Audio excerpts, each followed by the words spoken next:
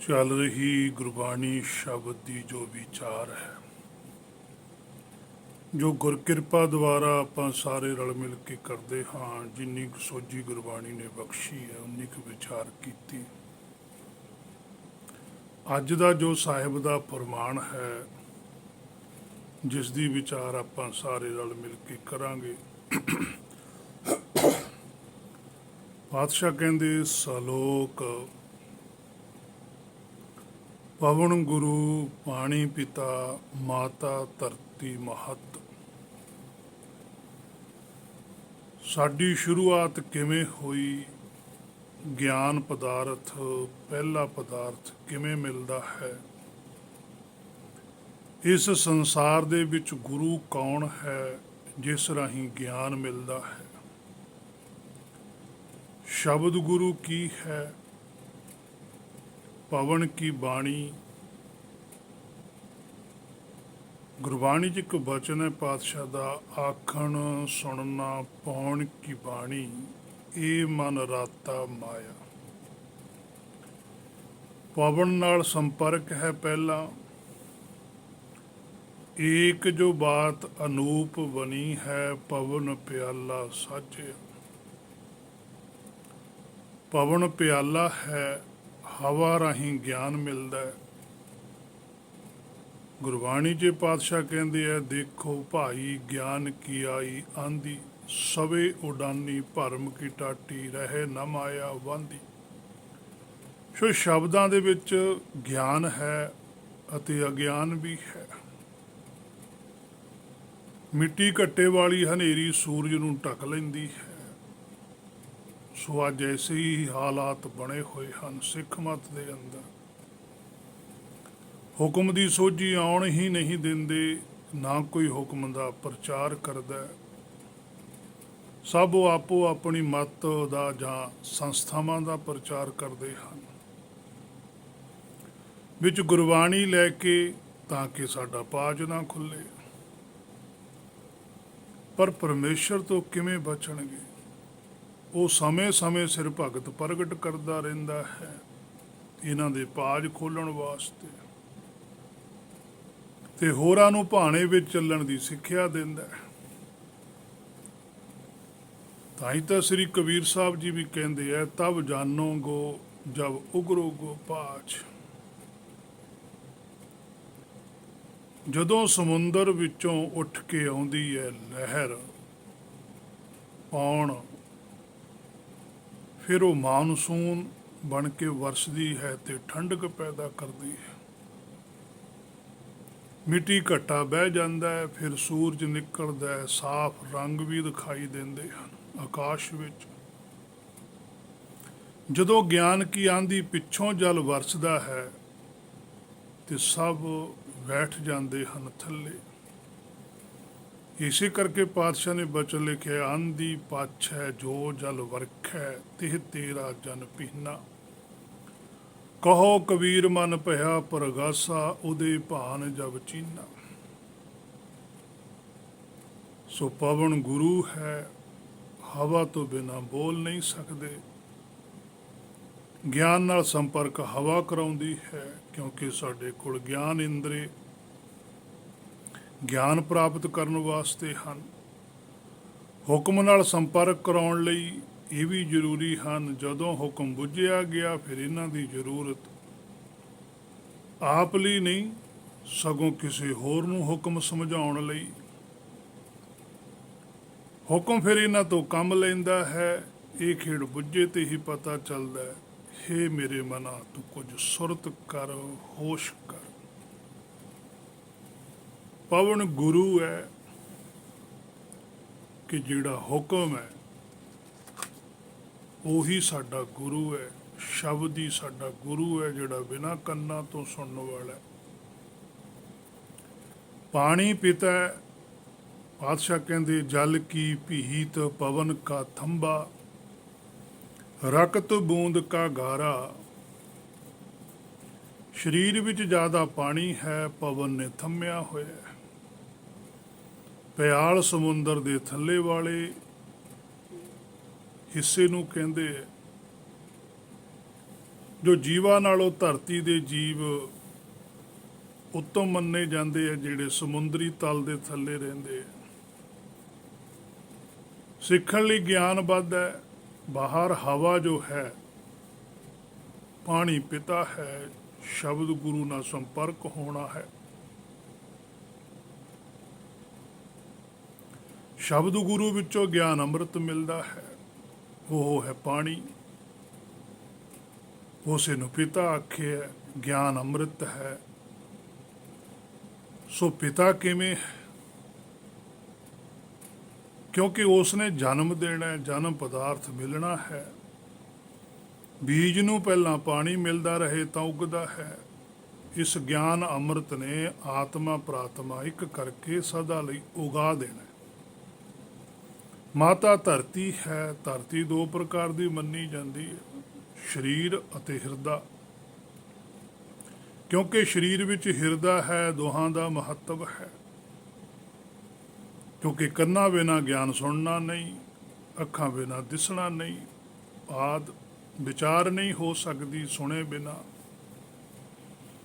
ਧਰਤੀ ਨੂੰ ਧਰਮਸਾਲ ਨਾਲ ਸਰੀਰ ਦਾ ਹੀ ਸੰਬੰਧ ਹੈ। ਇਹ ਮਿੱਟੀ ਇੱਥੇ ਦੀ ਹੈ, ਪਰ ਜਿੱਥੋਂ ਜਨਮ ਹੋਣਾ ਹੈ ਹਰ ਦਾ, ਉਹ ਧਰਤੀ ਹਿਰਦਾ ਹੈ। ਹਿਰਦੇ ਵਿੱਚ ਬੀਜ ਬੀਜਿਆ ਜਾਂਦਾ ਹੈ, ਉੱਗਦਾ ਵੀ ਉੱਥੇ ਹੀ ਹੈ। ਸਤਿਗੁਰ ਹਿਰਦੇ ਵਿੱਚੋਂ ਮਿਲਦਾ ਹੈ। ਪਹਿਲੋਂ ਦੇ ਜੜ ਅੰਦਰ ਜੰਮੈ, ਤਾਂ ਉੱਪਰ ਹੋਵੇ ਛਾਓ। ਸੋ ਪਵਨ ਗੁਰੂ ਸ਼ਬਦ ਵਿੱਚੋਂ ਗਿਆਨ ਮਿਲਣਾ ਹੈ। ਪਾਣੀ ਪਿਤਾ, ਸ਼ਬਦ ਵਿਚਲਾ ਗਿਆਨ, ਸੋਝੀ ਅੰਮ੍ਰਿਤ। ਮਾਤਾ ਧਰਤ ਮਹੱਤ, ਹਿਰਦੇ ਦਾ ਮਹੱਤਵ ਹੈ, ਮਹਾਤਮ ਹੈ ਕਿ ਜਿਹੜੀ ਮਾਤਾ ਹੈ ਉਹ ਧਰਤੀ ਹੈ, ਅਕਲ ਹੈ ਜਿਹੜੀ ਬੁੱਧੀ ਹੈ। ਆਤਮਾ ਪ੍ਰਾਤਮਾ ਬੀਜ ਦੇ ਦੋ ਟੁਕੜੇ ਹਨ, ਦੋਏ ਦਾਈ ਦਾਇਆ ਵਾਲੀ ਗੱਲ। ਇੱਕ ਕਰਕੇ ਬੀਜ ਦੇ ਬੀਜਣੇ ਹਨ ਤੇ ਸਾਬਤ ਬੀਜ ਫਿਰ ਉੱਗਦਾ ਹੈ, ਹੁਕਮ ਨਾਲ, ਸ਼ਬਦ ਗੁਰੂ ਨਾਲ, ਤੁਰ ਕੀ ਬਾਣੀ ਨਾਲ। ਗੁਰਬਾਣੀ ਦੇ ਅੰਦਰ ਇਸ ਨੂੰ ਕਈ ਸ਼ਬਦਾਂ ਦੀ ਸੰਗਿਆ ਦਿੱਤੀ ਗਈ ਹੈ, ਜਿਵੇਂ ਪਵਨ ਗੁਰੂ, ਸ਼ਬਦ ਗੁਰੂ, ਬਾਣੀ ਗੁਰੂ, ਗਿਆਨ ਗੁਰੂ, ਪੀਲਕ ਗੁਰੂ, ਸ੍ਰੀ ਗੁਰੂ। ਇਹ ਸ਼ਬਦ ਗੁਰਬਾਣੀ ਦੇ ਅੰਦਰ ਆਏ ਹੈ। ਸੋ ਪਵਨ ਗੁਰੂ, ਪਾਣੀ ਪਿਤਾ, ਮਾਤਾ ਧਰਤ ਮਹੱਤ, ਦਿਵਸ ਰਾਤ ਦੋਏ ਦਾਈ ਦਾਇਆ, ਖੇਲੈ ਸਗਲ ਜਗਤ। ਬਾਹਰੀ ਧਰਤੀ ਸਰੀਰ ਦੀ ਮਾਂ ਹੋ ਸਕਦੀ ਹੈ, ਆਤਮਾ ਦੀ ਨਹੀਂ। ਗਿਆਨ ਅੰਦਰ ਤਾਂ ਹੈ, ਪਰ ਜੜ ਤਾਂ ਫੜਨੀ ਹੈ ਨਾ, ਤੇ ਜੜ ਵੀ ਉਹਨੇ ਅੰਦਰ ਹੀ ਫੜਨੀ ਹੈ। ਜੇ ਮੰਨਿਆ ਤਾਂ ਉੱਗਦਾ ਹੈ। ਬਾਹਰ ਬੇਲ ਵੱਧਦੀ ਹੈ ਤਾਂ ਮਤ ਪ੍ਰਗਟ ਹੁੰਦੀ ਹੈ। ਮਤ ਦਾ ਪਰਮੇਸ਼ਰ ਦੀ ਹੈ, ਪਰ ਨਾਮ ਭਗਤਾਂ ਦਾ ਚੱਲਦਾ ਹੈ। ਜਿਸ ਨੇ ਕਿਹਾ ਕੁਝ ਭਗਤ ਪ੍ਰਗਟ ਹੈ, ਕਿ ਉਹਨਾਂ ਦੀ ਗੱਲ ਕਹੀ ਹੋਈ ਹੈ, ਉਹ ਬੁਲਾਇਆ ਬੋਲਦੇ ਹਨ। ਭਗਤ ਕਹਿੰਦਾ ਹੈ ਸ਼ਬਦ ਗੁਰੂ ਹੈ, ਉਹ ਵੀ ਇਸ ਕਰਕੇ ਹੀ ਕਹਿੰਦਾ ਕਿਉਂਕਿ ਗੁਰੂ ਪਰਮੇਸ਼ਰ ਕਹਾਉਂਦਾ ਉਸ ਦੇ ਕੋਲੋਂ। ਅੱਜ ਗੁਰਬਾਣੀ ਨੂੰ ਮੰਨਣਾ ਲਾਜ਼ਮੀ ਨਹੀਂ, ਸਿੱਖ ਕਹਾਉਣ ਵਾਸਤੇ ਭੇਖ ਹੋਣਾ ਚਾਹੀਦਾ। ਪਰ ਕਰਤਾਰ ਨੇ ਸਿੱਖ ਉਸ ਨੂੰ ਮੰਨਣਾ ਹੈ ਜੋ ਗੁਰਬਾਣੀ ਦੀ ਸਿੱਖਿਆ ਨੂੰ ਪੂਰੀ ਤਰ੍ਹਾਂ ਮੰਨਦਾ ਹੈ। ਬਾਕੀ ਜੋ ਮਰਜ਼ੀ ਕਹੀ ਜਾਵੋ, ਉਸ ਨੂੰ ਕੋਈ ਫਰਕ ਨਹੀਂ ਪੈਂਦਾ। ਸੰਸਾਰ ਦਾ ਦਿਨ ਰਾਤ ਸੂਰਜ ਚੰਦ ਨਾਲ ਸੰਬੰਧਿਤ ਹੈ, ਸਾਡਾ ਗਿਆਨ ਤੇ ਅਗਿਆਨ ਨਾਲ। ਜੇ ਗਿਆਨ ਚਾਨਣ ਹੈ ਤਾਂ ਦਿਨ ਹੈ, ਨਹੀਂ ਤਾਂ ਰਾਤ। ਜਿਵੇਂ ਪਾਤਸ਼ਾਹ ਕਹਿੰਦੇ ਆ, ਬਾਹਰ ਦਿਸੈ ਚਾਨਣਾ, ਦਿਲ ਅੰਧਿਆਰੀ ਰਾਤ। ਦੋਏ ਦਾਈ, ਜਨਮ ਵੇਲੇ ਮਾਂ ਦੀ ਮਦਦ ਕਰਨ ਵਾਲੀ, ਦਾਇਆ ਬੱਚੇ ਨੂੰ ਪਾਲਣ ਵਾਲੀ। ਸਾਡੀ ਦਾਈ ਹੈ ਮਾਇਆ ਦਾ ਗਿਆਨ, ਸੀਮਤ ਕੰਮ ਹੈ ਉਹ। ਇਸ ਦਾ ਬਾਹਰ ਸਰੀਰ ਲਈ ਲੋੜਾਂ ਪੂਰੀਆਂ ਕਰਨੀਆਂ ਬਸ। ਮਾਇਆ ਦਾ ਗਿਆਨ ਵਰਤਿਆ ਸਿਰਫ ਅਸਲ ਗਿਆਨ ਸਮਝਣ ਸਮਝਾਉਣ ਲਈ, ਉਦਾਹਰਨਾਂ ਤੌਰ ਤੇ, ਪ੍ਰਮਾਣ ਦੇਣ ਦੇ ਤੌਰ ਤੇ ਇਹ ਮਦਦ ਕਰਦੀ ਹੈ। ਦਾਈ ਗੱਲ ਸਮਝ ਆਈ ਤੇ ਅੱਗੇ ਹੋਰ ਵਧੋ। ਦਾਇਆ ਹੁੰਦਾ ਹੈ ਗੁਰਮਤ ਬਹੁਤ ਦੇਰ ਰਹਿੰਦੀ ਹੈ, 8-9 ਸਾਲ ਤੱਕ ਬੱਚਾ ਪਾਲਦੀ ਹੈ। ਨਿਰਾਕਾਰੀ ਗਿਆਨ ਹੈ ਜੋ ਪ੍ਰਕਾਸ਼ ਕਰਨਾ ਹੈ, ਗੁਰਮਤ ਨੇ ਕਰਨਾ ਹੈ,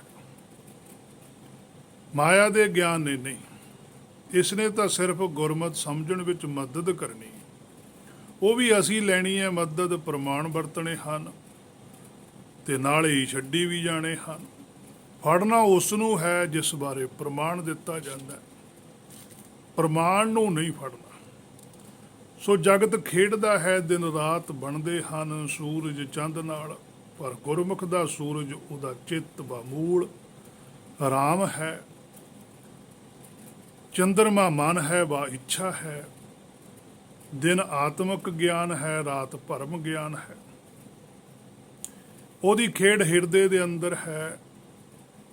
ਉਹ ਅਗਿਆਨਤਾ ਨੂੰ ਦੂਰ ਕਰ ਰਿਹਾ ਹੈ, ਗਿਆਨ ਲੈ ਰਿਹਾ ਹੈ। ਬਾਹਰਲੀ ਮਾਇਆ ਤਾਂ ਉਹ ਤਿਆਗੀ ਬੈਠਾ ਹੈ। ਮਾਇਆ ਦਾ ਗਿਆਨ ਸਮਝਿਆ ਤੇ ਸਮਝ ਆ ਰਹੀ ਹੈ, ਰਾਤ ਜਾ ਰਹੀ ਹੈ। ਹੁਣ ਗੁਰਮਤ ਦਇਆ ਦੀ ਸਰਨ ਦੇਖ ਰੇਖ ਵਿੱਚ ਪੜ ਰਿਹਾ ਹੈ। ਚੰਦ ਛਿਪ ਰਿਹਾ ਹੈ, ਸੂਰਜ ਨਿਕਲ ਰਿਹਾ ਹੈ। ਸੂਰਜ ਨਿਕਲ ਰਿਹਾ ਹੈ, ਦਿਨ ਚੜ੍ਹ ਰਿਹਾ ਹੈ। ਜਗ ਹਿਰਦੇ ਵਿੱਚ ਤਤ ਸਰੂਪ ਹੁਕਮ ਖੇਲ ਰਿਹਾ ਹੈ। ਭਾਵ ਹੁਕਮ ਵਿੱਚ ਸਮਾ ਰਿਹਾ ਹੈ ਤੇ ਰੰਗ ਵੇਖ ਵੇਖ ਕੇ ਪ੍ਰਸੰਨ ਹੋ ਰਿਹਾ ਹੈ। ਹੁਕਮ ਦੇ ਜੋ ਭਾਣਾ ਵਰਤ ਰਿਹਾ ਹੈ, ਉਸ ਨੂੰ ਵੇਖ ਵੇਖ ਕੇ ਉਹ ਜੀਵ ਆਤਮਾ ਜਿਹੜੀ ਪ੍ਰਸੰਨ ਹੁੰਦੀ ਹੈ। ਉਸ ਤੋਂ ਅੱਗੇ ਪਾਤਸ਼ਾਹ ਕਹਿੰਦੇ, ਚੰਗਿਆਈਆ ਬੁਰਿਆਈਆ ਵਾਚੈ ਧਰਮ ਹਦੂਰ। ਹਦੂਰ ਹੁੰਦਾ ਹੱਦ ਦੇ ਅੰਦਰ, ਸਾਡੇ ਅੰਦਰ ਹੀ ਹੈ। ਜਿੱਥੋਂ ਤੱਕ ਸਾਡੀ ਹੱਦ ਹੈ, ਉਸ ਦੀ ਨਜ਼ਰ ਤੋਂ ਕੁਝ ਛਿਪਿਆ ਨਹੀਂ। ਹਾਜ਼ਰ ਹੁੰਦਾ ਮੁਜਰਮ, ਹਜੂਰ ਹੁੰਦਾ ਅਫਸਰ ਜਾਂ ਹਦੂਰ। ਹਦੂਰ ਪੰਜਾਬੀ 'ਚ, ਹਜੂਰ ਉਰਦੂ ਦਾ ਲਫ਼ਜ਼ ਹੈ। ਜੋ ਅੰਦਰ ਬੈਠਾ ਵਾਚ ਰਿਹਾ, ਵੇਖ ਰਿਹਾ, ਸਾਨੂੰ ਨਜ਼ਰ ਨਹੀਂ ਆਉਂਦਾ, ਉਸੇ ਨੂੰ ਧਰਮਰਾਜ ਕਹਿੰਦੇ ਹਨ। ਧਰਮਰਾਜ ਦਾ ਭਾਵ ਹੁੰਦਾ ਜਿੱਥੇ ਸੱਚ ਹੋਵੇ। ਮਨ ਅਤੇ ਬੁੱਧੀ ਤੇ ਨਜ਼ਰ ਰੱਖ ਰਿਹਾ ਹੈ। ਇਸ ਨੂੰ ਤਾਂ ਕਿਸੇ ਸਬੂਤ ਦੀ ਵੀ ਲੋੜ ਨਹੀਂ ਪੈਂਦੀ, ਕਿਉਂਕਿ ਇਹਦੇ ਤਾਂ ਸਾਰਾ ਕੁਝ ਸਾਹਮਣੇ ਹੋ ਰਿਹਾ ਹੈ। ਦੇਖੋ, ਸਾਡੇ ਚੰਗੇ ਕੰਮ ਵੀ ਵਾਚ ਰਿਹਾ ਹੈ। ਹੈਰਾਨੀ ਹੈ ਇਸ ਗੱਲ ਦੀ ਕਿ ਚੰਗੇ ਕੰਮਾਂ ਨੂੰ ਵਾਚਣ ਦੀ ਕੀ ਲੋੜ ਹੈ। ਮਾੜੇ ਤਾਂ ਚਲੋ ਵਾਚਣੇ ਹੀ ਚਾਹੀਦੇ ਹਨ। ਬਸ ਇਹੀ ਗੁੱਝੀਆਂ ਰਮਜਾਂ ਹਨ, ਇਹੀ ਭੇਦ ਹਨ।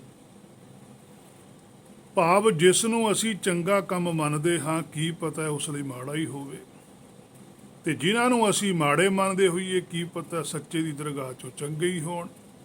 ਇਹੀ ਤਾਂ ਭੇਦ ਸਮਝਣ ਵਾਲਾ ਹੈ। ਗੁਰਬਾਣੀ ਦੇ ਵਿੱਚੋਂ ਇਸੇ ਲਈ ਕਿਹਾ ਜਪ ਕਰਨਾ।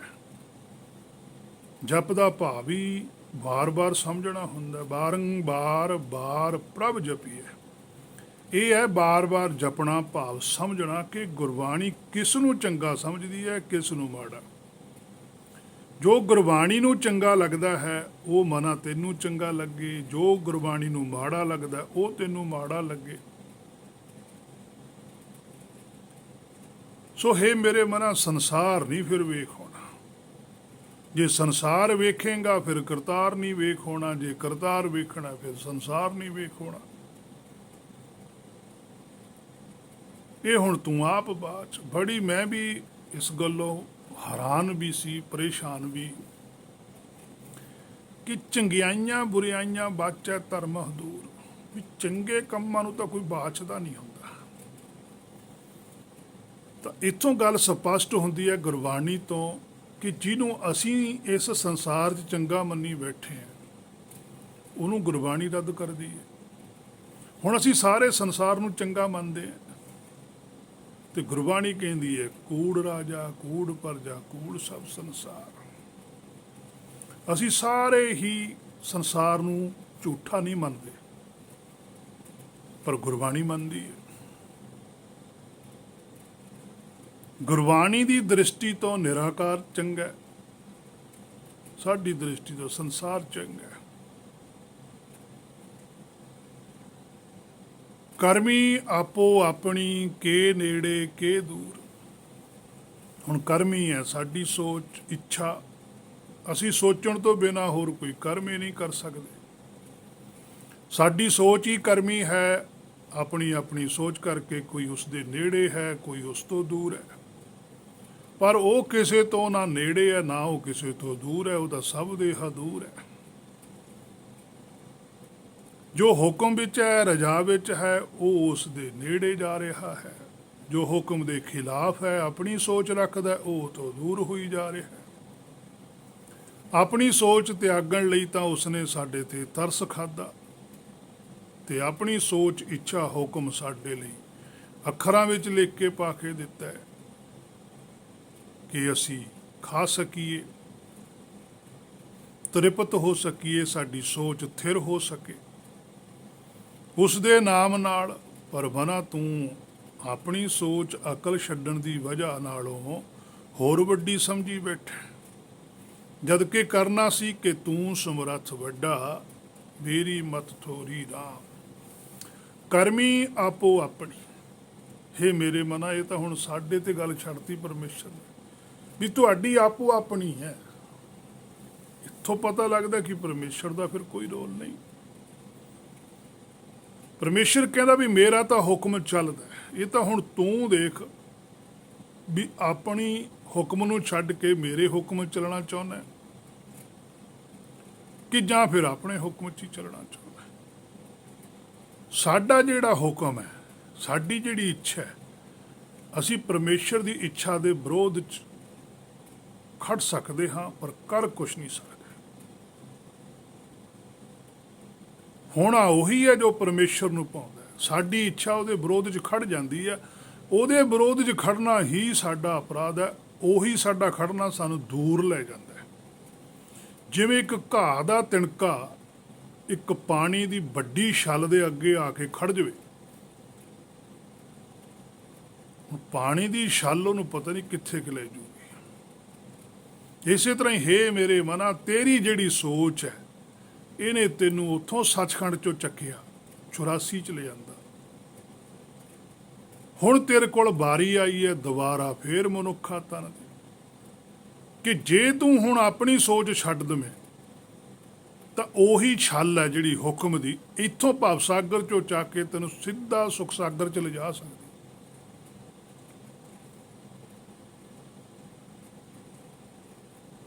ਪਰ ਜੇ ਤੂੰ ਹਉਮੈ ਵਿੱਚ ਹੀ ਰਿਹਾ, ਫਿਰ ਉਸ ਛੱਲ ਨੇ ਤੈਨੂੰ ਪਤਾ ਨਹੀਂ ਚੱਕ ਕੇ ਕਿਹੜੇ 84 ਦੇ ਸਰੀਰ ਵਿੱਚ ਸਿੱਟ ਦੇਣਾ, ਤੇ ਦੁਬਾਰਾ ਉੱਥੋਂ ਹੀ ਫੇਰ ਸ਼ੁਰੂ ਹੋ ਜਾਣਾ। ਸੋ ਕਰਮੀ ਆਪੋ ਆਪਣੀ ਹੈ, ਤੇਰੀ ਆਪਣੀ ਸੋਚ ਹੈ, ਤੂੰ ਹੁਣ ਚੱਲਣਾ ਕਿੱਧਰ ਨੂੰ ਹੈ। ਦੂਜੇ ਪਾਸੇ ਜਿਹੜੇ ਹੁਕਮੀ ਸੀ ਉਹਨਾਂ ਵੱਲ ਵੇਖ ਲੈ। ਜਿਨੀ ਨਾਮ ਧਿਆਇਆ ਗਏ ਮਸਕਤ ਕਾਲ। ਹੁਣ ਇੱਥੇ ਪਾਤਸ਼ਾਹ ਨੇ ਬਚਨ ਲਿਖਿਆ ਨਾਮ ਧਿਆਇਆ, ਇੱਥੇ ਜਪਣ ਦੀ ਗੱਲ ਨਹੀਂ ਹੈ, ਇੱਥੇ ਧਿਆਉਣ ਦੀ ਗੱਲ ਹੈ। ਜਪਿਆ ਤਾਂ ਸਿਰਫ ਇੱਥੋਂ ਤੱਕ ਗਿਆ। ਕਰਮੀ ਆਪੋ ਆਪਣੀ ਕੇ ਨੇੜੇ ਕੇ ਦੂਰ ਤੱਕ ਜਪ ਹੈ। ਇੱਥੇ ਦਾ ਜਪ ਲਿਆ, ਸਮਝ ਲਿਆ, ਸਮਝਾ ਕਿ ਆਪਣੀ ਸੋਚ ਛੱਡਣੀ ਹੈ, ਗੁਰ ਦੀ ਸੋਚ ਦੇ ਅਨੁਸਾਰ ਚੱਲਣਾ, ਆਪਣਾ ਭਾਣਾ ਛੱਡਣਾ, ਗੁਰ ਕੇ ਭਾਣੇ ਚੱਲਣਾ। ਜੇ ਤਾਂ ਚੱਲਦਾ ਫਿਰ ਇੱਥੇ ਆ ਕੇ ਜਿਹੜੇ ਜਿਹੜੇ ਚੱਲੇ ਨੇ ਉਹਨਾਂ ਨੇ ਜਪ ਨਹੀਂ ਫਿਰ ਕੀਤਾ, ਫਿਰ ਉਹਨਾਂ ਨੇ ਧਿਆਨ ਕੀਤਾ। ਧਿਆਨ ਇੱਥੇ ਆਇਆ, ਇੱਥੋਂ ਤੱਕ ਗਿਆਨ ਦੀ ਅਵਸਥਾ ਹੈ। ਇਸੇ ਕਰਕੇ ਗੁਰਬਾਣੀ ਨੇ ਗਿਆਨ ਧਿਆਨ ਇਕੱਠਾ ਰੱਖਿਆ।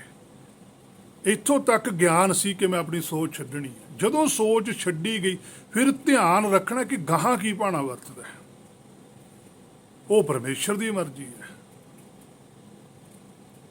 ਉੱਥੇ ਜਾ ਕੇ ਕਹਿੰਦੇ ਆ ਜਨਮ ਤੁਮਾਰੇ ਲੇਖੇ, ਜਿਸ ਤੂੰ ਜਣਾਹੇ ਸੋਈ ਜਨ ਜਾਣਾ। ਇਹ ਤਾਂ ਤੂੰ ਹੁਣ ਜਣਾਵੇਂ, ਇੱਥੋਂ ਤੱਕ ਮੈਂ ਆ ਸਕਦਾ। ਆਪਣ ਹੱਥੀਂ ਆਪਣਾ ਆਪੇ ਹੀ ਕਾਜ ਸਵਾਰੀ ਹੈ, ਮੈਂ ਆਪਣਾ ਕਾਜ ਸਵਾਰ ਲਿਆ, ਗਾਂ ਹੁਣ ਤੇਰੀ ਮਰਜ਼ੀ ਹੈ। ਨਾਮ ਧਿਆਉਣਾ ਕੀ ਹੈ? ਹੁਕਮ ਵਿੱਚ ਧਿਆਨ ਰੱਖਣਾ। ਜਿਸ ਨੇ ਚੱਲਣਾ ਹੈ ਉਹ ਹੁਕਮ ਵਿੱਚ ਧਿਆਨ ਰੱਖੇਗਾ, ਜਿਸ ਨੇ ਨਹੀਂ ਚੱਲਣਾ ਉਹ ਸੰਸਾਰ ਵਿੱਚ ਧਿਆਨ ਰੱਖੇਗਾ। ਇੱਥੋਂ ਹੀ ਸੁਰਤ ਸੰਸਾਰ ਵਾਲੇ ਪਾਸੇ ਜਾਂਦੀ ਹੈ, ਦੂਰ ਹੁੰਦੀ ਹੈ। ਇੱਥੋਂ ਹੀ ਸੁਰਤ ਨਿਰਾਕਾਰ ਵਾਲੇ ਪਾਸੇ ਜਾਂਦੀ ਹੈ, ਨੇੜੇ ਹੁੰਦੀ ਹੈ। ਇਹ ਬਾਰਡਰ ਲਾਈਨ ਹੈ ਆ ਮਨੁੱਖਾ ਦਾ। ਭਈ ਪ੍ਰਾਪਤ ਮਾਨੁਖ ਦੇ ਹੁਰੀਆ, ਗੋਬਿੰਦ ਮਿਲਣ ਕੀ ਇਹ ਤੇਰੀ ਬਰੀਆ। ਇਹ ਲਾਸਟ ਵਾਰੀ ਹੈ।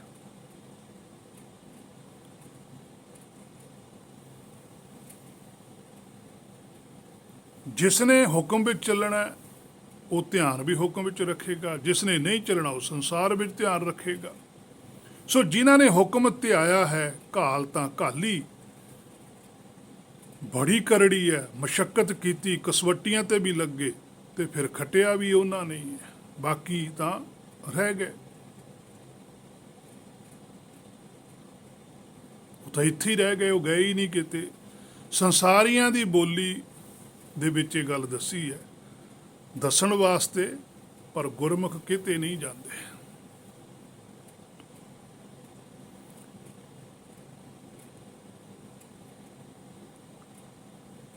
ਉਹ ਗੁਪਤ ਹੋ ਜਾਂਦੇ ਹੈ, ਸੁਖ ਸਾਗਰ ਦੇ ਵਿੱਚ ਨਿਵਾਸ ਹੋ ਜਾਂਦਾ ਹੈ ਉਹਨਾਂ ਦਾ। ਉਸ ਦਾ ਹਿੱਸਾ ਹੀ ਸੰਸਾਰ ਹੈ, ਭਵ ਸਾਗਰ ਦਾ ਸੁਖ ਸਾਗਰ ਮਾਹੇ ਲਿਖਿਆ ਪਾਤਸ਼ਾਹ ਨੇ। ਗੁਰਮੁਖ ਦੇ ਕੋਲ ਸਦ ਜੀਵਨ ਹੁੰਦਾ ਹੈ। ਮਨਾ ਪਹਿਲਾਂ ਤਾਂ ਹਰ ਵੇਲੇ ਗੁਰਬਾਣੀ 'ਚ ਧਿਆਨ ਰੱਖ ਕਿ ਉਸ ਤੋਂ ਪੜ੍ਹ। ਪਹਿਲਾਂ ਗੁਰਬਾਣੀ 'ਚ ਧਿਆਨ ਇਕੱਠਾ ਰੱਖਣਾ ਜਦੋਂ ਗਿਆਨ ਲੈਣਾ। ਗਿਆਨ ਲੈਣਾ ਤੇ ਨਾਲ ਧਿਆਨ ਰੱਖਣਾ ਕਿ ਗਿਆਨ ਸਹੀ ਲਿਆ ਜਾਵੇ, ਕਿਤੇ ਗਲਤ ਨਾ ਲਿਆ ਜਾਵੇ। ਜਦੋਂ ਤੱਕ ਗਿਆਨ ਪੂਰਾ ਹੋ ਗਿਆ, ਸਮਝ ਆ ਗਈ ਵੀ ਆਹੀ ਗੱਲ ਹੈ, ਉਸ ਤੋਂ ਬਾਅਦ ਫਿਰ ਧਿਆਨ ਚੱਲਦਾ ਹੈ, ਆਰਾਧਨਾ ਚੱਲਦੀ ਹੈ ਕਿ ਜੋ ਮੈਂ ਗਿਆਨ ਲਿਆ, ਜੋ ਮੈਂ ਗੁਰਬਾਣੀ ਤੋਂ ਸੋਝੀ ਪ੍ਰਾਪਤ ਕੀਤੀ ਹੈ, ਕੀ ਇਹ ਵਾਕਿਆ ਹੀ ਸਹੀ ਹੈ? ਕੀ ਇਹ ਗਿਆਨ ਬਿਲਕੁਲ ਸ੍ਰੇਸ਼ਟ ਹੈ? ਜੇ ਕੋਈ ਕਮੀ ਇਹਦੇ ਵਿੱਚ ਹੈ ਮੈਨੂੰ ਦੱਸੋ, ਮੈਂ ਹੁਣ ਸੁਧਾਰ ਸਕਦਾ, ਕਿਉਂਕਿ ਮੇਰੇ ਕੋਲ ਸਰੀਰ ਕਰਕੇ ਸਮਾਂ ਹੈ। ਇਹੀ ਜੀਵ ਆਤਮਾ ਨੇ ਆਪਣੇ ਆਪ ਨੂੰ ਪਰਖਣਾ ਹੈ। ਇਹੀ ਦੁੱਧ ਪੀਓ ਗੋਬਿੰਦੇ ਰਾਏ ਹੈ ਕਿ ਜੋ ਮੈਂ ਗਿਆਨ ਲੈ ਕੇ, ਕਿਉਂਕਿ ਦੁੱਧ ਕੀ ਹੈ? ਕਰਮ, ਕਰਮ ਕੀ ਹੈ? ਸੋਚ ਕੀ ਹੈ? ਗਿਆਨ ਸ੍ਰੇਸ਼ਟ। ਦੁੱਧ ਕਰਮ ਵੀ ਮੈਂ ਆਪਣਾ ਜੋ ਗਿਆਨ ਲੈਣਾ ਸੀ, ਆਪਣੀ ਸੁਰਤ ਨੂੰ ਸ਼ੁੱਧ ਕਰਨਾ ਸੀ ਗੁਰਬਾਣੀ ਦੁਆਰਾ, ਜਿੰਨੀ ਕੁ ਮੈਨੂੰ ਸੋਝੀ ਹੈ ਮੈਂ ਕਰ ਲਈ, ਬਾਕੀ ਹੁਣ ਤੁਸੀਂ ਦੱਸੋ। ਦੁੱਧ ਪੀਓ ਗੋਬਿੰਦ ਰਾਏ। ਬੁੱਧੀ ਆਪਣੇ ਮੂਲ ਨੂੰ ਕਹਿੰਦੀ ਹੈ ਵੀ ਤੂੰ ਹੁਣ ਰਾਜਾ ਹੈ, ਮਾਲਕ ਹੈ, ਧਰਮ ਰਾਜ ਹੈ, ਦੱਸ ਵੀ ਮੇਰੀ ਚੰਗਿਆਈ ਕੀ ਹੈ, ਬੁਰਿਆਈ ਕੀ ਹੈ, ਮੈਨੂੰ ਹੁਣ ਹੀ ਦੱਸ। ਇੱਥੇ ਜਿਹੜੀ ਚੰਗਿਆਈ ਹੈ ਉਹ ਵੀ ਦੱਸ ਦੇ, ਜਿਹੜੀ ਬੁਰਿਆਈ ਹੈ ਉਹ ਵੀ ਦੱਸ ਦੇ, ਕਿਉਂਕਿ ਮੇਰੇ ਕੋਲ ਸਮਾਂ, ਮੈਂ ਬੁਰਾਈਆਂ ਛੱਡ ਦੂੰਗੀ। ਜਿਹੜਾ ਤੈਨੂੰ ਚੰਗਾ ਲੱਗਦਾ ਉਹ ਦੱਸ ਦੇ, ਉਹ ਆਪਾਂ ਰੱਖ ਲੈਂਦੇ ਹਾਂ, ਬਾਕੀ ਕੂੜਾ ਬਾਹਰ ਵੜਦੇ। ਖਰੇ ਖਜ਼ਾਨੇ ਪਾਈਏ, ਖੋਟੇ ਸੱਟੀਏ ਬਾਹਰ ਬਾਹਰ, ਇੱਥੇ ਮੌਕਾ ਹੈ। ਇਹ ਸਾਰਾ ਕੁਝ ਇੱਥੇ ਹੀ ਹੈ, ਸਰੀਰ ਵਿੱਚ ਰਹਿੰਦੇ। ਉੱਥੇ ਸੱਚੋ ਹੀ ਸੱਚ ਨਿਬੜਿਆ। ਹੁਣ ਵੱਖ ਕੱਢੇ ਜਜਮਾਲੇ, ਉਹਨੇ ਵੱਖ ਕੱਢਤੇ ਜਿਹੜੇ ਜਜਮਾਲੇ ਹੋਏ ਸੀ। ਖਰਾਬ ਦਾਣਾ ਬਾਹਰ ਕੱਢਤਾ, ਸਹੀ ਸ਼ੁੱਧ ਬੀਜ ਅੰਦਰ ਰੱਖ ਲਿਆ। ਸੋ ਪਹਿਲਾਂ ਗੁਰਬਾਣੀ 'ਚ ਗਿਆਨ ਧਿਆਨ ਇਕੱਠਾ ਰੱਖਣਾ। ਜਦੋਂ ਗੁਰਬਾਣੀ ਵਾਲਾ ਗਿਆਨ ਪੂਰਾ ਸ੍ਰੇਸ਼ਟ ਲੈ ਲਿਆ, ਫਿਰ ਧਿਆਨ ਕੱਲਾ ਰਹਿ ਜਾਂਦਾ, ਫਿਰ ਗਿਆਨ ਨਹੀਂ ਰਹਿੰਦਾ, ਫਿਰ ਧਿਆਨ ਹੈ। ਫਿਰ ਤਾਂ ਬੀਜ ਬੀਜਿਆ ਗਿਆ। ਹੁਣ ਬੀਜ ਬੀਜੇ ਜਿਹਦਾ ਧਿਆਨ ਰੱਖਣਾ ਵੀ ਕਦੋਂ ਉੱਗੇ। ਜਦੋਂ ਉੱਗਿਆ ਫਿਰ ਉਹਨੂੰ ਉਸ ਵੇਲੇ ਸੰਭਾਲਣਾ।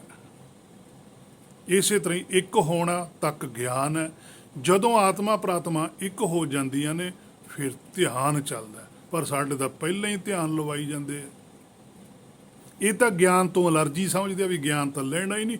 ਡਾਇਰੈਕਟ ਸਿੱਧਾ ਧਿਆਨ ਕਰੋਗੇ, ਡਾਇਰੈਕਟ ਧਿਆਨ ਸਿੱਧਾ ਕਰੋਗੇ ਕਿਹਦੇ ਵਿੱਚ?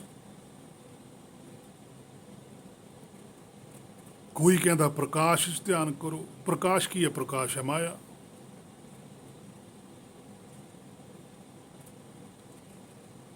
ਗੁਰਬਾਣੀ 'ਚ ਤਾਂ ਪ੍ਰਕਾਸ਼ ਸ਼ਬਦ ਹੀ ਨਹੀਂ ਆਉਂਦਾ, ਪ੍ਰਕਾਸ਼ ਸ਼ਬਦ ਆਉਂਦਾ। 10ਵੇਂ ਪਾਤਸ਼ਾਹ ਨੇ ਪ੍ਰਕਾਸ਼ ਸ਼ਬਦ ਵਰਤਿਆ, ਪਰ ਉੱਥੇ ਵੀ ਉਹਨਾਂ ਨੇ ਅਨਭਉ ਨਾਲ ਲਾਤਾ। ਅਨਭਉ ਪ੍ਰਕਾਸ਼ ਅਮਤੋਜ ਕਹਿਜੈ ਲਿਖਤਾ ਉਹਨਾਂ ਨੇ, ਕਿਉਂਕਿ ਪ੍ਰਕਾਸ਼ ਸ਼ਬਦ ਬੜਾ ਪ੍ਰਚਲਿਤ ਹੋ ਗਿਆ। ਪਾਤਸ਼ਾਹ ਕਹਿੰਦੇ ਆਹ ਪ੍ਰਕਾਸ਼ ਚਾਹੀਦਾ, ਮਾਇਆ ਵਾਲਾ ਪ੍ਰਕਾਸ਼ ਨਹੀਂ ਚਾਹੀਦਾ। ਤੁਸੀਂ ਤਾਂ ਸਰੀਰ 'ਚੋਂ ਪ੍ਰਕਾਸ਼ ਦੇਖਦੇ ਹੋ। ਸਰੀਰ ਦੇ ਵਿੱਚ ਤਾਂ ਜਿਹੜੀਆਂ ਸਾਡੀਆਂ ਨਾੜਾਂ ਨੇ, ਖੂਨ ਦਾ ਸਰਕੂਲੇਟਡ ਹੈ, ਉਹਦਾ ਪ੍ਰਕਾਸ਼ ਸਾਨੂੰ ਥੋੜ੍ਹੇ ਸਮੇਂ ਲਈ ਦਿਖਦਾ, ਉਹ ਤੋਂ ਬਾਅਦ ਫਿਰ ਸਾਡੀ ਅਵਸਥਾ ਉਹੋ ਜਿਹੀ ਹੋ ਜਾਂਦੀ ਹੈ। ਪਰ ਜਿਹਦੇ ਕੋਲ ਅਨੁਭਵ ਪ੍ਰਕਾਸ਼ ਹੈ, ਅਮਿਤੋਜ ਹੈ, ਜਿਹਦੇ ਵਰਗਾ ਕੋਈ ਨਹੀਂ, ਕਹਿੰਦੇ ਉਹ ਜਿਹਾ ਦਿਖਾਓ। 10ਵੇਂ ਪਾਤਸ਼ਾਹ ਕਹਿੰਦੇ ਉਹ ਹੈ ਪ੍ਰਗਾਸ, ਉਹ ਹੈ ਵਿਗਾਸ, ਉਹ ਸਦਾ ਰਹਿੰਦਾ। ਨਾਨਕ ਭਗਤਾਂ ਸਦਾ ਵਿਗਾਸ, ਉਹ ਸਦਾ ਹੀ ਪ੍ਰਸੰਨ ਰਹਿੰਦੇ। ਸੋ ਗੁਰਮੁਖ ਦਾ ਜੀਵਨ ਸਦ ਜੀਵਨ ਹੁੰਦਾ। ਸੋ ਗੁਰਬਾਣੀ 'ਚੋਂ ਪਹਿਲਾਂ ਗਿਆਨ ਵੇਲੇ ਧਿਆਨ ਰੱਖਣਾ, ਉਹਦੇ ਨਾਲ ਦੇ ਨਾਲ ਵਿਚਾਰ ਕਰਦੀ ਰਹਿਣਾ, ਫਿਰ ਗਿਆਨ ਦੇ ਵਿੱਚੋਂ ਧਿਆਨ ਮਿਲ ਜਾਂਦਾ, ਧਿਆਨ ਨਾਲ ਅਮਲ ਕਰਨਾ, ਫਿਰ ਪ੍ਰਾਪਤੀ ਹੈ ਹੁਕਮ ਦੀ। ਫਿਰ ਉਹ ਤੇਰੇ ਧਿਆਨ ਵਿੱਚ ਰਹੇਗਾ, ਫਿਰ ਤੂੰ ਹੁਕਮ ਦੇ ਵਿੱਚ ਰਹੇਗਾ, ਹੁਕਮ ਤੇਰੇ ਵਿੱਚ ਰਹੂਗਾ ਕਿ ਤੇਥੋਂ ਕੀ ਬੁਲਾਉਣਾ ਤੇ ਕਿੱਥੇ ਬੁਲਾਉਣਾ। ਜੋ ਜੋ ਵੀ ਤੈਨੂੰ ਹੁਕਮ ਕਹੂਗਾ ਫਿਰ ਤੂੰ ਉਵੇਂ ਬੋਲੇਗਾ। ਨਾਨਕ ਤੇ ਮੁਖੀ ਉਜਲੇ ਕੀਤੀ ਛੁੱਟੀ ਨਾਲ, ਕੇਵਲ ਉਹਨਾਂ ਦੇ ਮੁਖ ਉਜਲੇ ਹੋਏ, ਕਲੰਕ ਮਿਟ ਗਿਆ, ਬਿਲਕੁਲ ਸਫੈਦ ਹੋਏ। ਉਹਨਾਂ ਦੀ ਰੀਸ ਕਰ, ਉਹਨਾਂ ਦੇ ਦੱਸੇ ਮਾਰਗ ਨੂੰ ਅਪਣਾ ਕੇ ਹੋਰ ਕਿੰਨੇ ਹੀ ਬੰਧਨ ਮੁਕਤ ਹੋ ਗਏ, ਜਨਮ ਮਰਨ ਖਤਮ ਹੋ ਗਿਆ। ਦੇਖੋ ਸ੍ਰੀ ਕਬੀਰ ਜੀ ਨੂੰ ਪੁਰਾਣੇ ਗ੍ਰੰਥਾਂ ਵਿੱਚੋਂ ਸੋਝੀ ਮਿਲੀ, ਰਾਹ ਮਿਲਿਆ, ਫਿਰ ਬਾਣੀ ਪ੍ਰਗਟ ਹੋਈ ਹਿਰਦੇ ਵਿੱਚ, ਫਿਰ ਸੰਸਾਰ ਦੇ ਜੀਵਾਂ ਭਲੇ ਵਾਸਤੇ ਬਾਣੀ ਤੋਂ ਉਹਨਾਂ ਨੇ ਗੁਰਬਾਣੀ ਬਣਾ ਕੇ ਦਿੱਤੀ। ਕਬੀਰ ਦੀ ਸੰਸਾਰ ਕੋ ਲੀਨੀ ਜਿਸ ਮਸਤਕ ਭਾਗ। ਹੁਣ ਅੱਗੇ ਸਾਡੇ ਤੇ ਗੱਲ ਖੜੀ ਹੈ, ਜੇ ਅਸੀਂ ਸੋਝੀ ਪ੍ਰਾਪਤ ਕਰ ਲਈ ਫਿਰ ਸਾਡਾ ਵੀ ਭਾਗ ਬਾ ਹਿਰਦੇ ਦਾ ਉਹ ਹਿੱਸਾ ਜਿੱਥੋਂ ਨਾਮ ਪ੍ਰਗਟ ਹੁੰਦਾ, ਜਿਸ ਨੂੰ ਮਸਤਕ ਆਖਦੇ ਹਨ, ਬੁੱਧੀ ਆਖਦੇ ਹਨ। ਬੁੱਧੀ ਦੇ ਅੰਦਰੋਂ ਹੀ ਸ਼ਬਦ ਗੁਰੂ ਧੁਰ ਕੀ ਬਾਣੀ ਪ੍ਰਗਟ ਹੋ ਜਾਵੇਗੀ, ਮੁਖ ਉਜਲ ਹੋ ਜਾਵੇਗਾ। ਜੇ ਅਸੀਂ ਵੀ ਗੁਰਬਾਣੀ ਮਾਰਗ ਤੇ ਚੱਲ ਪਈਏ ਤਾਂ ਪਹੁੰਚ ਹੀ ਜਾਵਾਂਗੇ। ਨਾਲੇ ਇਹ ਗਿਆਨ ਤਾਂ ਅੱਗੇ ਨਾਲ ਹੀ ਜਾਂਦਾ ਹੈ, ਹੋਰ ਕੋਈ ਗਿਆਨ ਅੱਗੇ ਨਾਲ ਨਹੀਂ ਜਾਂਦਾ, ਭਾਵੇਂ ਅਸੀਂ ਜਿੰਨਾ ਮਰਜ਼ੀ ਮਾਇਆ ਦਾ ਗਿਆਨ ਇਕੱਠਾ ਕਰੀ ਚੱਲੀਏ। ਗੁਰਬਾਣੀ ਆਖਦੀ ਹੈ ਏਕਸ ਹਰ ਕੇ ਨਾਮ ਬਿਨ ਅੱਗੇ ਲਈਐ ਖੋ, ਸਭੇ ਬੁੱਧੀ ਜਾਲੀ ਹੈ ਇੱਕ ਰਹੇ ਤਤ ਗਿਆਨ। ਤੁਰਨਾ ਕੀ ਹੈ? ਗਲਤ ਰਸਤਾ ਹੀ ਛੱਡਣਾ ਹੈ।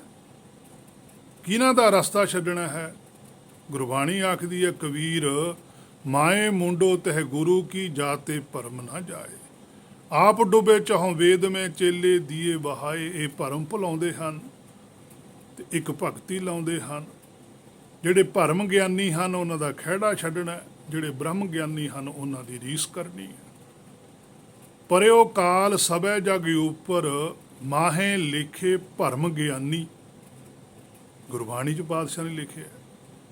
ਤੇ ਜਿਹੜੇ ਪ੍ਰੇਮਾ ਭਗਤੀ ਨਾਲ ਜੋੜਦੇ ਆ, ਗੁਰਮੁਖ ਨੇ, ਹਰ ਕੇ ਸੰਤ ਨੇ, ਉਹ ਕਹਿੰਦੇ ਆ ਕਹੋ ਕਬੀਰ ਜਨ ਭਏ ਖਾਲਸੇ, ਪ੍ਰੇਮ ਭਗਤੀ ਜਹ ਜਾਨੀ।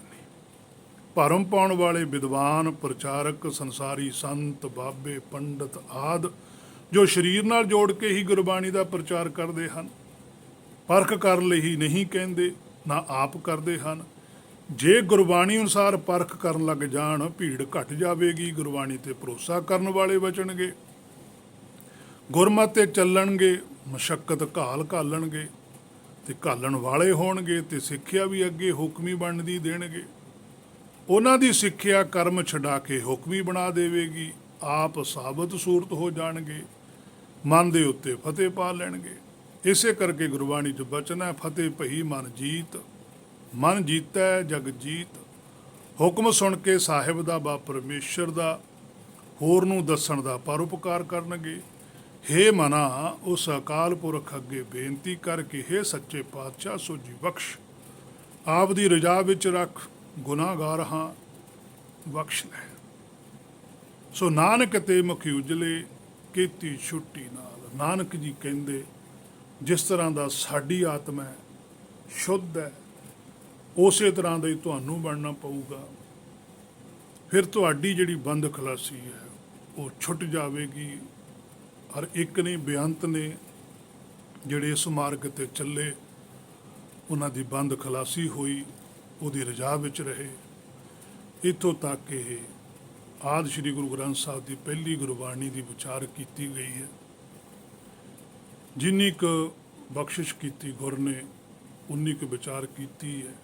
ਹੋਰ ਵੀ ਬਹੁਤ ਡੂੰਘੀ ਵਿਚਾਰ ਕੀਤੀ ਜਾਂਦੀ ਹੈ ਜਦੋਂ ਆਪਣੇ ਜੀਵਨ ਨੂੰ ਸਵਾਰਨ ਦੀ ਗੱਲ ਆਉਂਦੀ ਹੈ। ਸੋ ਫਿਰ ਵੀ ਸ਼ੁਕਰਗੁਜ਼ਾਰ ਹਾਂ ਸਤਿਗੁਰ ਦਾ, ਜਿਨੇ ਇਹ ਮਿਹਰ ਕੀਤੀ ਸਦਾ ਬਣੀ ਰਹੇ। ਸੋ ਤੁਹਾਡੇ ਸਾਰੇ ਭਾਈਆਂ ਦਾ, ਗੁਰਸਿੱਖਾਂ ਦਾ, ਜਿਨ੍ਹਾਂ ਨੇ ਇਸ ਗੁਰਬਾਣੀ ਦੀ ਵਿਚਾਰ ਨੂੰ ਸੁਣਿਆ। ਪਰ ਫਿਰ ਵੀ ਇੱਕ ਬੇਨਤੀ ਜ਼ਰੂਰ ਹੈ ਲਾਸਟ ਵਿੱਚ, ਕਿ ਜਿੰਨੀਆਂ ਵੀ ਕਮੀਆਂ ਹਨ ਉਹ ਜ਼ਰੂਰ ਦੱਸਿਓ, ਕਮੀ ਜ਼ਰੂਰ ਦੱਸੋ, ਤਾਂ ਕਿ ਪਤਾ ਲੱਗੇ ਕਿ ਅਸਲੀਅਤ ਕੁਝ ਹੋਰ ਤਾਂ ਨਹੀਂ ਕਿਤੇ। ਆਪ ਵੀ ਵਿਚਾਰੋ, ਗੁਰਬਾਣੀ ਤੋਂ ਸੋਝੀ ਪ੍ਰਾਪਤ ਕਰੋ, ਜਿੰਨੀ ਕੁ ਸੋਝੀ ਪ੍ਰਾਪਤ ਹੋਈ ਹੈ ਉਨੀ ਕੁ ਸਾਂਝੀ ਕਰੋ। ਜੇ ਗੁਣ ਹੋਵਨ ਸਾਜਨਾ ਮਿਲ ਸਾਂਝ ਕਰੀਜੈ ਗੁਣਾ ਕੇਰੀ ਛੋੜ ਅਵਗਣ ਚੱਲੀਏ। ਰਲ ਮਿਲ ਕੇ ਆਪਾਂ ਬੈਠ ਕੇ ਵਿਚਾਰ ਕਰਿਆ ਕਰੀਏ ਤਾਂ ਕਿ ਆਪਣਾ ਜੀਵਨ ਸਫਲ ਹੋਵੇ। ਹੋਈਆਂ ਬੇਅੰਤ ਭੁੱਲਾਂ ਦੀ ਖਿਮਾ। ਵਾਹਿਗੁਰੂ ਜੀ ਕਾ ਖਾਲਸਾ, ਵਾਹਿਗੁਰੂ ਜੀ ਕੀ ਫਤਿਹ।